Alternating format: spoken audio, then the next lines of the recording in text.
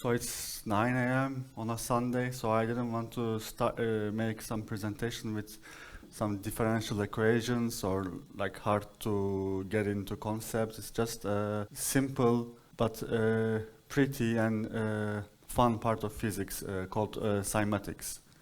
So the word cymatics is like made up from Greek, which is like kaima, wave, and ikos, like, so it's wave related study, and its focus is to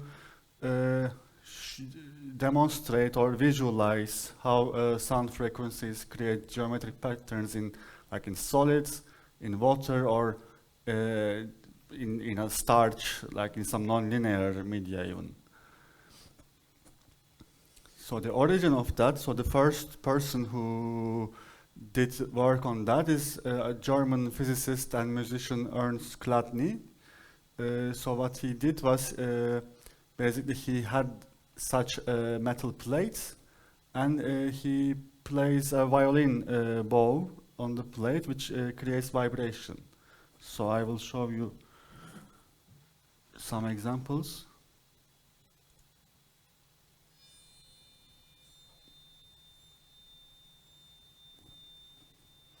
So different plates and different frequencies make different patterns, of course, because of boundary conditions or shape of the wave.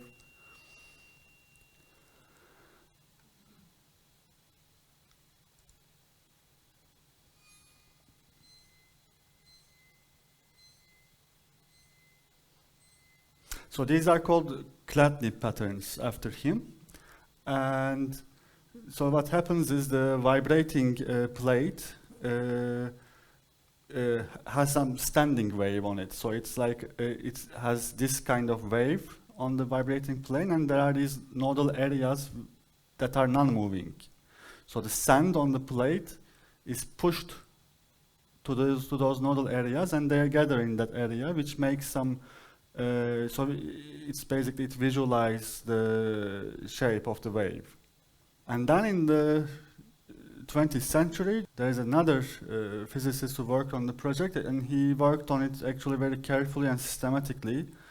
So he's Hans Jenny. He coined the term of cymatics, and he was using, of course, with the technological advances, he was using electronic oscillators to create precise frequencies. He had access to different materials, not just sand and thin plate, but rather more interesting materials, and he actually did very careful and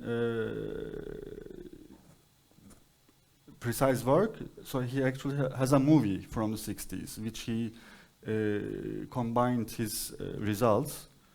So I will show like 2 minutes from that movie now, that you can find in YouTube in this link. The whole movie is like 1.5 hours. So again, this is some plate, and he's giving signal using the electronic oscillator. The frequency. So the shape is always the same, depending on the frequency, there are many different. Yeah, or depending on the plate shape, because of the boundary conditions. And depending on the material also, like if you put some, he will put some different material, and you will, with the sand, and they will have different, they occupy different areas.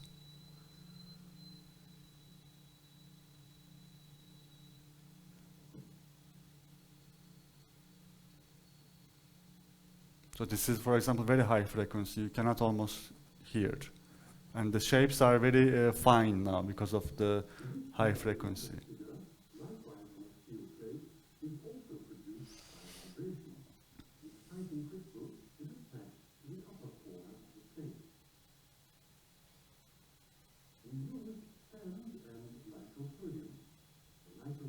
So there is this other material here inside these grains, this nitro something that I couldn't hear from the movie, but so this is the sand, and this is this other chemical material that is, so they are separating also because of some density or something probably.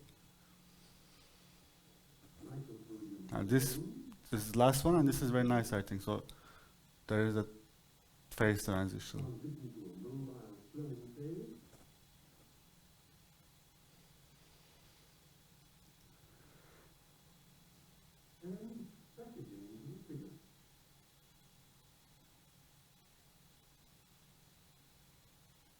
Yeah, so that was it.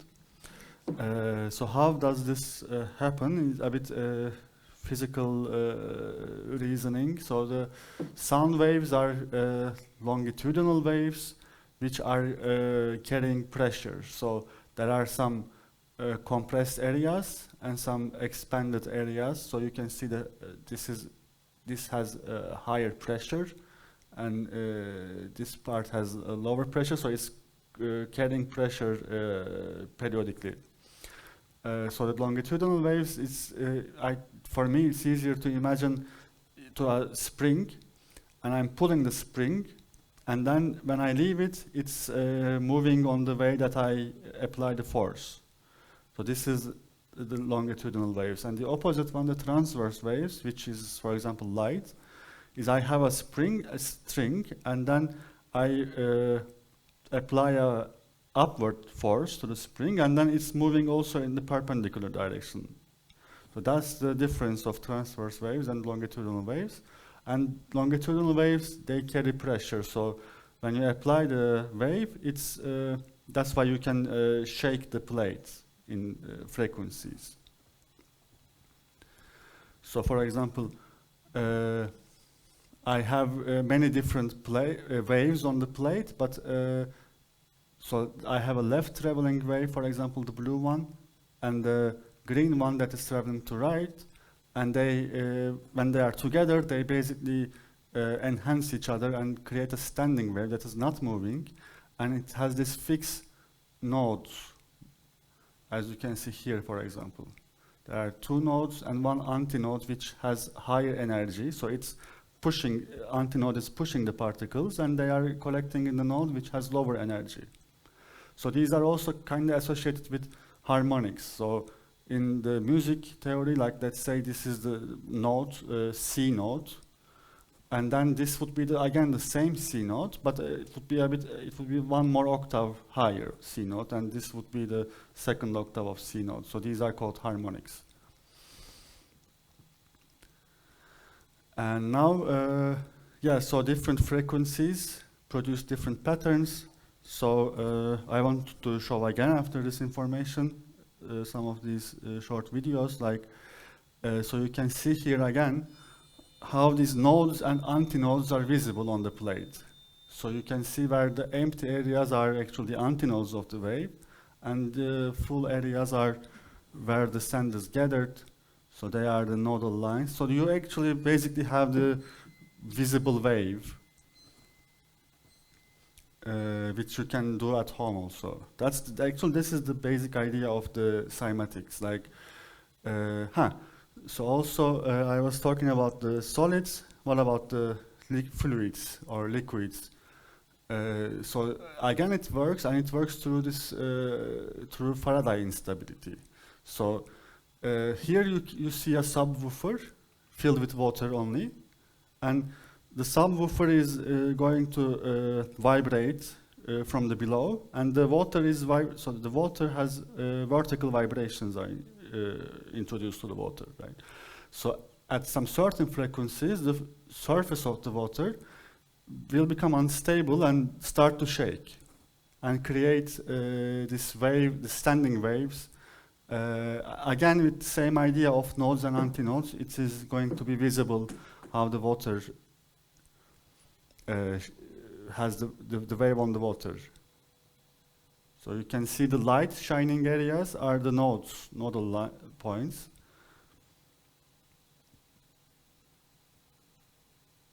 And you can, depending on the frequency or the amplitude, you can create a different, or the shape of the container, you can create different patterns.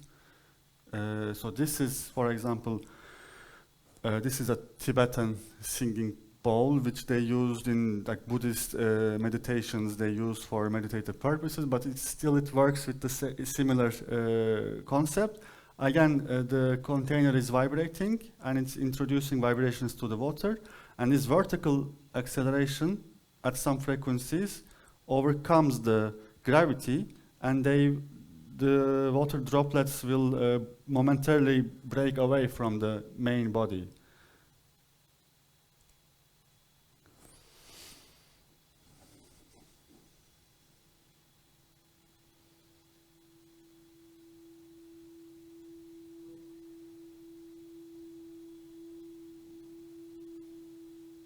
So you can see that the water droplets are trying to get out from the water.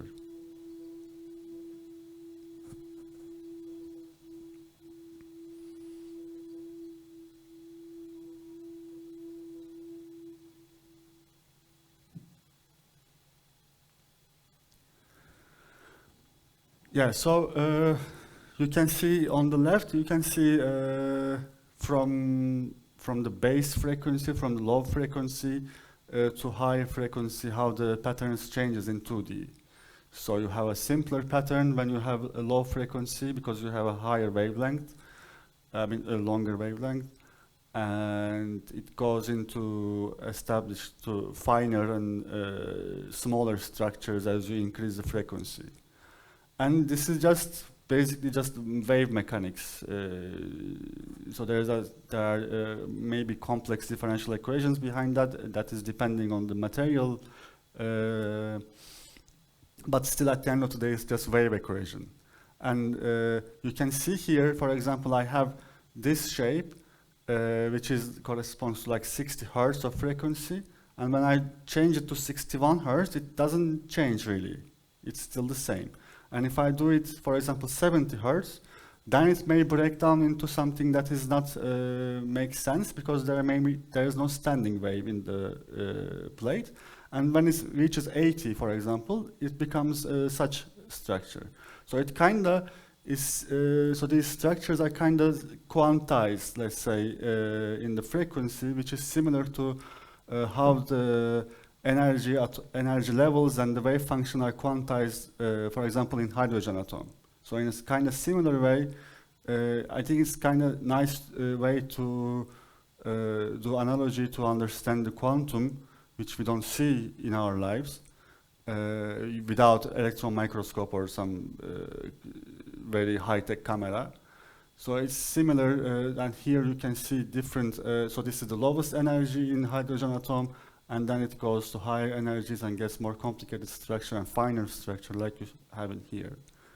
Another example is, so there are like these cavities of lasers. So this is basic, in the very basic explanation, you have two mirrors and the laser is trapped in the mirror.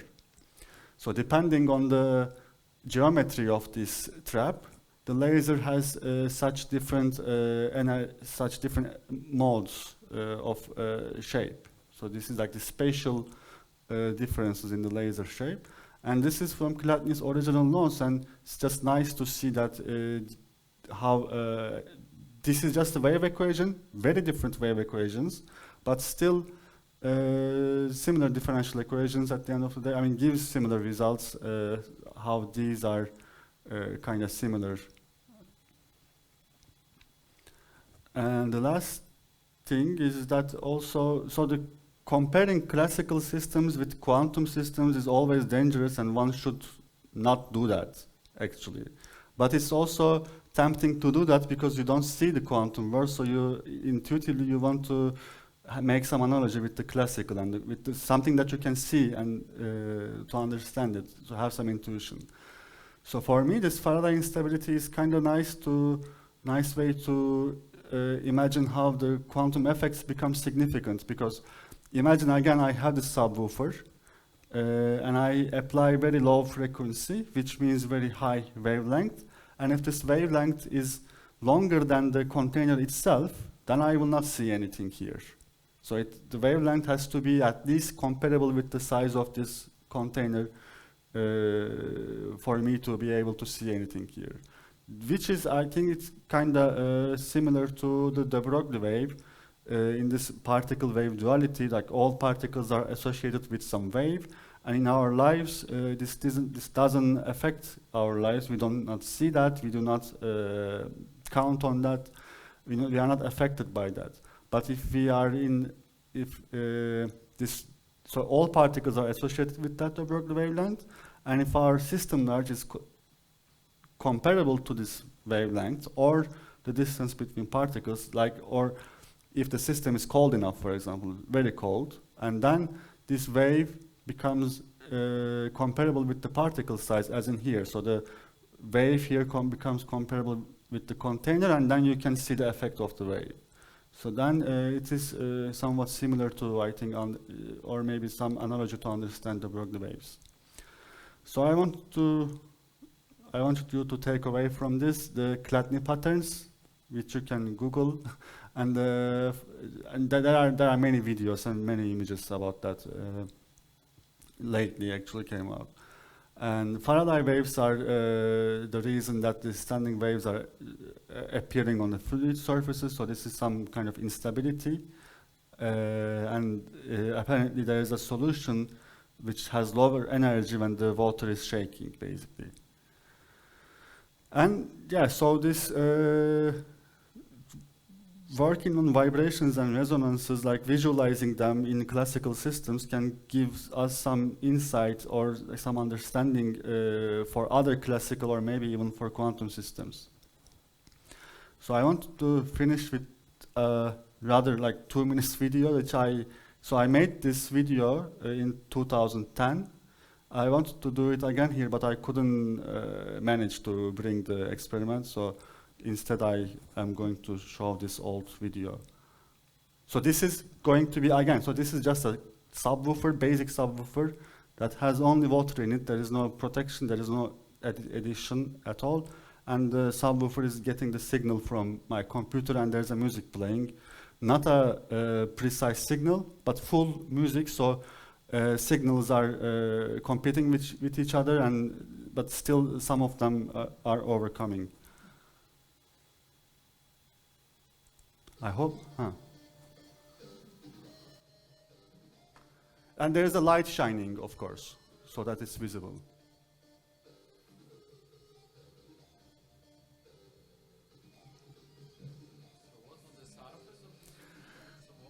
Just water. Subwoofer is like that, like a bowl, and it's covered with water.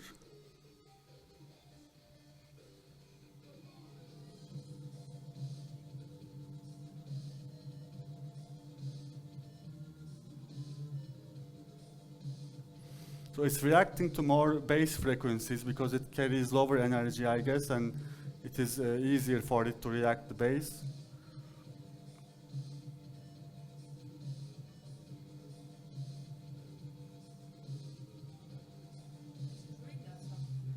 Huh?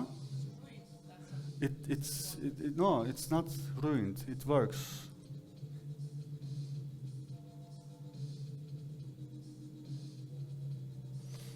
This was somewhat, I came up with it myself, this idea, back in 2010, and now in YouTube, there are a lot of videos with subwoofer and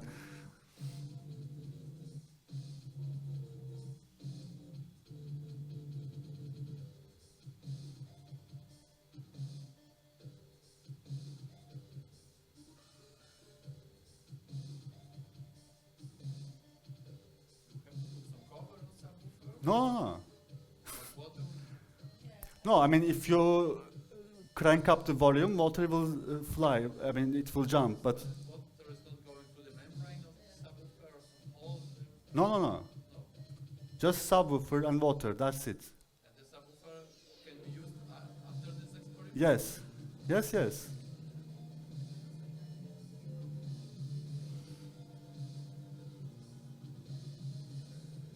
So I was going to bring the same setup if I could find it, but I just couldn't find it.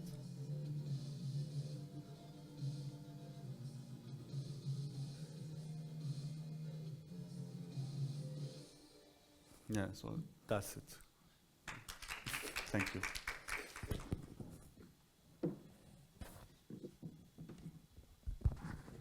for your great presentation. It was one of the best presentations for popularizing science I have seen. No, not so far. Comparing also with, the previous year's presentations. Thanks. Maybe Thank there's you a very much. question, if there's a question. Sure. Now we have time for discussion. Do you have any questions?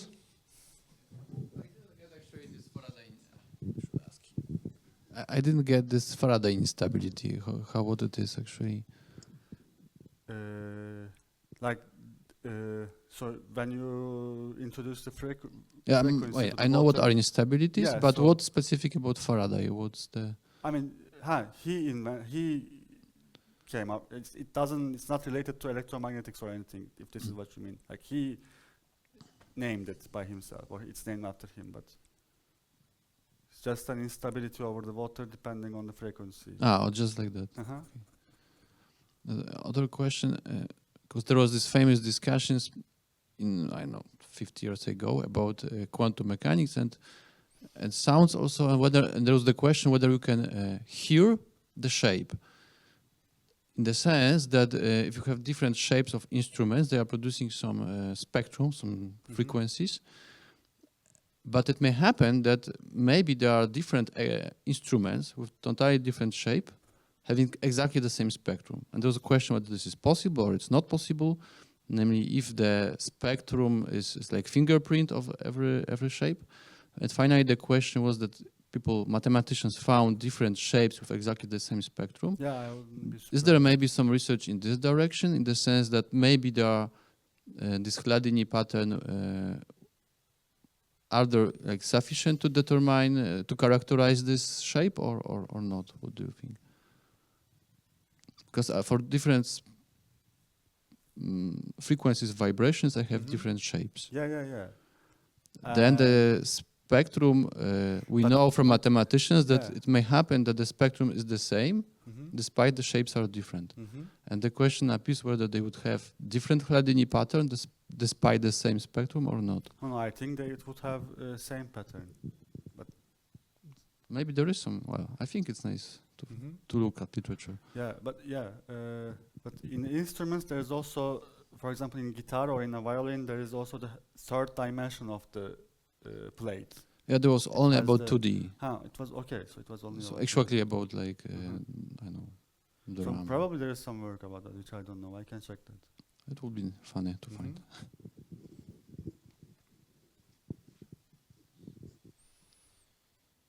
Good.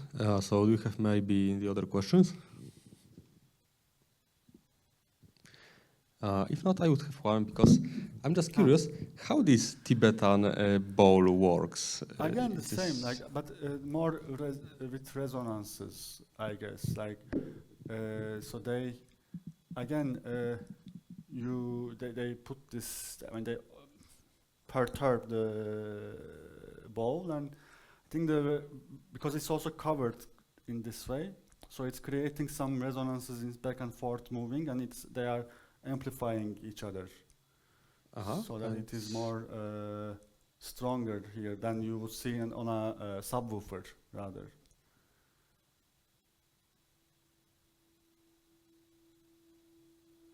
It's like creating some kind of echo. And then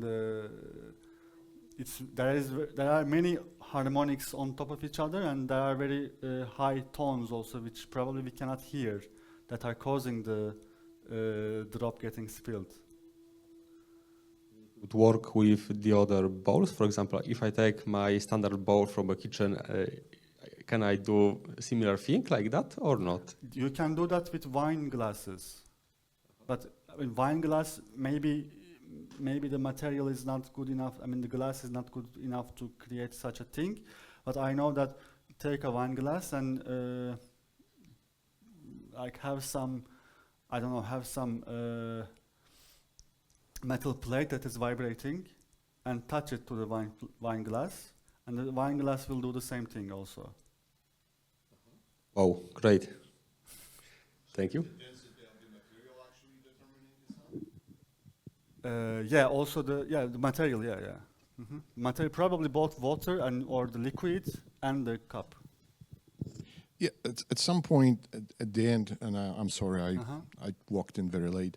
At the end of your presentation, you talk about the certain elements that basically the wavelength gets shorter. That's why it fits in a container as it gets colder.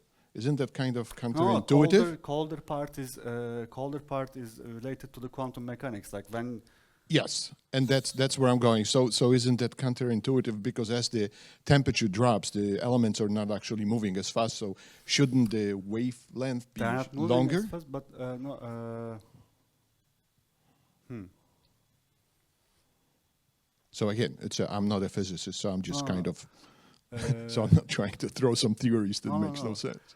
It's just when they are colder, they have low energy, so they Yeah. have they have So they- longer wavelengths, and So they shouldn't fit in a container.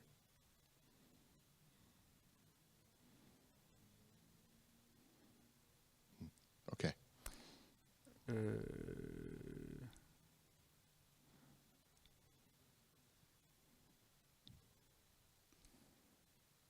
Okay, maybe cold part was not a good analogy about that, but yeah, I'm not sure. Okay. Maybe Krzysztof, you can add something.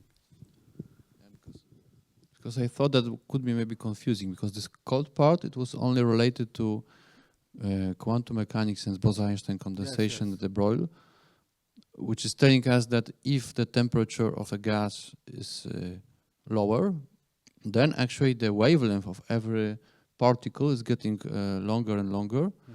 And at some point, it may happen that the wavelengths of separate atoms are so large that they see each other interfere. Yes. And then, moreover, if these are bosons, they can interfere constructively and produce like big matter wave. So the fact that the temperature, in case of this wine glass or this Tibetan, I don't know, the bowl, Tibetan singing bowl, I think here the temperature plays totally different role and much weaker role probably. Still plays something for sure, but it's. I mean, temperature probably plays the opposite role. Like it's. I would say that probably if it's too hot, then there is some also local vibration. Yeah, but it you'll will be see very more. very hot, which can maybe spoil a little bit the pattern. But probably it's only almost unrelated to temperature. This is what I would expect, but. Yeah, the cold part was a comment about how the quantum mechanics, when the quantum mechanics start to work, but it's not about the temperature of the system in here. Okay, do you have maybe any other questions to our speaker? If not, I think that we can thank Bugra once again.